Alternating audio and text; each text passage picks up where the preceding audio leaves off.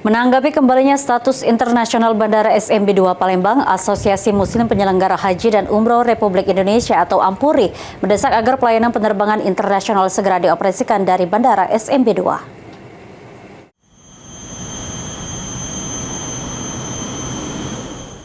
Menanggapi kembalinya status internasional Bandara SMB 2 Palembang, Asosiasi Muslim Penyelenggara Haji dan Umroh Republik Indonesia atau AMPURI mendesak agar pelayanan penerbangan internasional segera dioperasikan dari Bandara SMB 2. AMPURI menilai dengan telah dikembalikannya status internasional Bandara SMB 2, seharusnya fasilitas dan layanan penerbangan internasional khususnya untuk keperluan umroh dan haji dapat segera diaktifkan. Hal ini penting demi memberikan kemudahan dan efisiensi bagi masyarakat Sumatera Selatan dan sekitarnya yang hendak melakukan perjalanan ke luar negeri, terutama ke Arab Saudi. AMPURI juga menegaskan bahwa keterlambatan dalam pengoperasian penerbangan internasional dapat menghambat layanan ibadah umroh yang saat ini semakin meningkat permintaannya.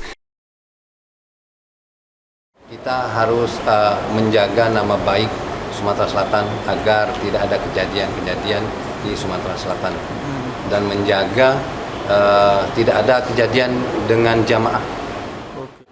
Dibukanya internasional ini ya kami menyambut baik karena akan menjadi banyak maskapai-maskapai asing masuk untuk membawa jamaah umroh.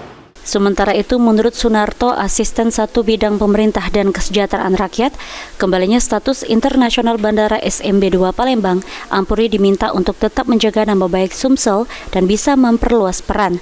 Tidak hanya dalam melayani jemaah umroh, tetapi juga dalam mendukung sektor pariwisata. Pemerintah membuka peluang bagi AMPURI untuk melayani penumpang wisata internasional, serta meningkatkan jumlah wisatawan mancanegara yang berkunjung ke Sumatera Selatan. Diharapkan, tadi tanggap Pak AMPURI ini kan sangat baik sekali, sehingga untuk sekaligus kan travel ini kan, untuk membawa wisata bisa ke luar negeri, yang juga luar negeri bisa ke dalam, kan itu bisa menggait tamu-tamu dari luar negeri ke Sumatera Selatan. Aja Delia, PAL TV.